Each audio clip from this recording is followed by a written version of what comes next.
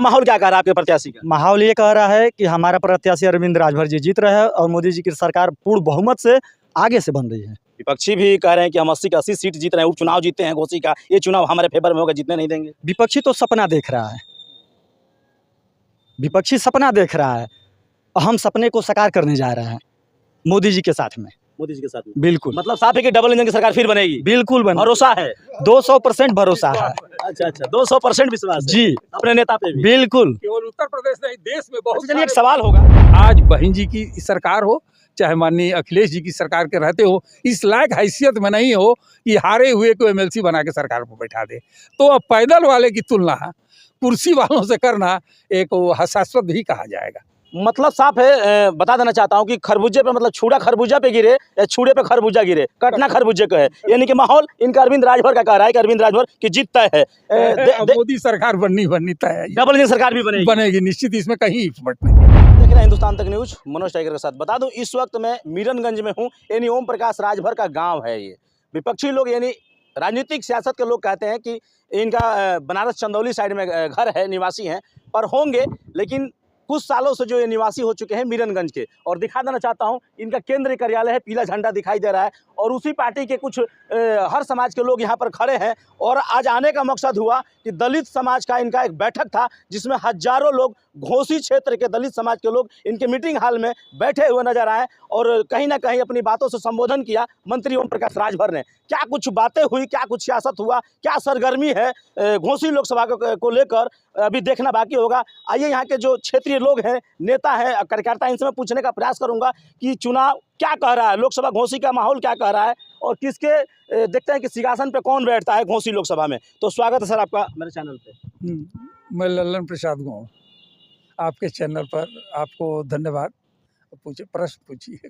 जी, आज का जो मीटिंग था कहीं ना कहीं आप लोग हजारों की संख्या में यहाँ पर उपस्थित हुए, मीटिंग का एक रहस्य क्या रहा? वो दलित अति दलित के पुरुष और महिला दोनों जुटी थी, उनकी अपनी समस्याओं का संवाद माननीय मंत्री जी ने बताया।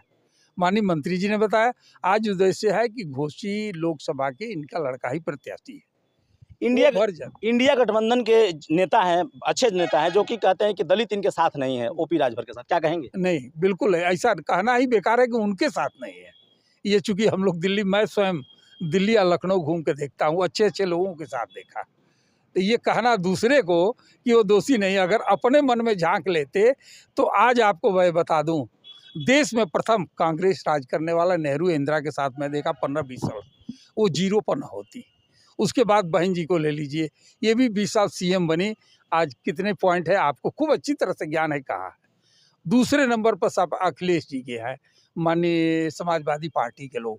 अगर सचमुच जनता के प्रति, प्रदेश के जनता के प्रति, वो चाहे शेड्यूल कास्ट की महिला हो, ये बैकवर्ड के नेता अगर किए रहते तो आप आम जनता और आप पत्रकार बुद्धिजीवी वर्ग ये बता दे क्या इसी तरह से हार होती?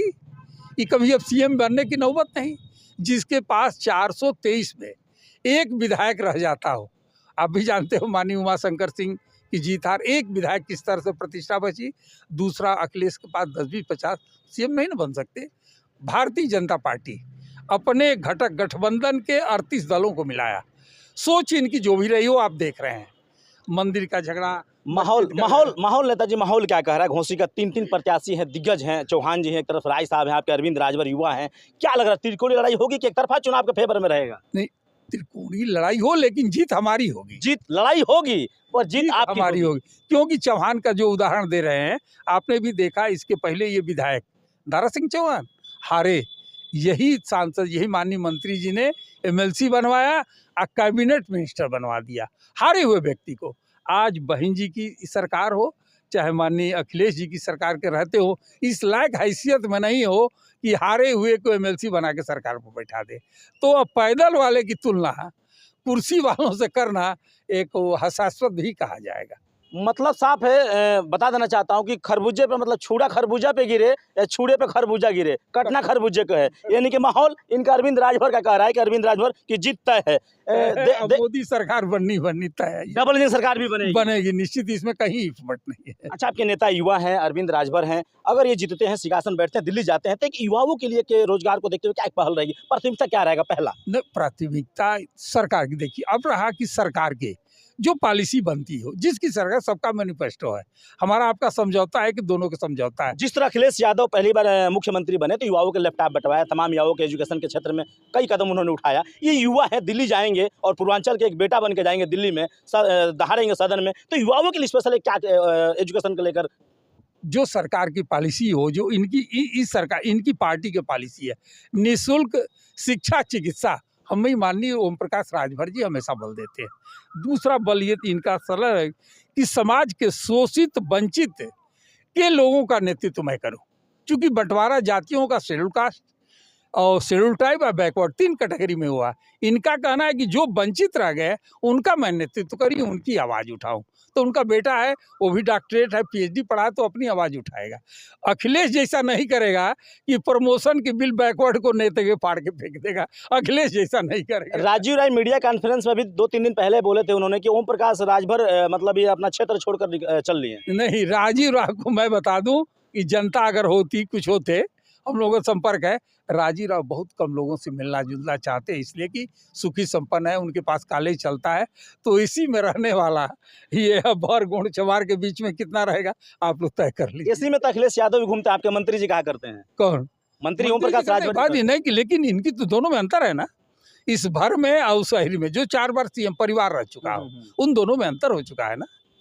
तो राजीव राय की ये दशा है, तो दूसरी बार उनकी लड़ाई है। राजीव राय की दूसरी बार लड़ाई ना, अरविंद की पहली बार लड़ाई है, और गठबंधन के साथ है।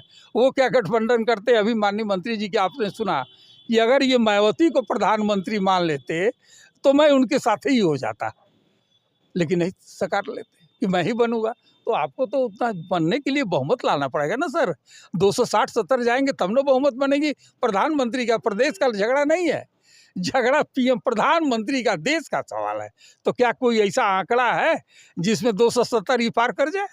ऐसा कोई आंकड़ा हमको नहीं दिख रहा है। चलिए, बहुत बहुत धन्यवाद आपका। और भी कुछ लोग हैं, देख सकते हैं कि हैंडबिल ले रखे हैं, और इस पर मैं चाहूँगा थोड़ा कैमरा पर्सन नजदीक से दिखाने का प्रयास करें। 70 घोसी लोकसभा क्षेत्र प्रत्याशी डॉक्टर अरविंद राजभर, ये इस तरह का प्रचार प्रसार ये लोग फील्ड में कर रहे हैं। क्या नाम पड़ेगा आपका? मनोज कुमार गौड़।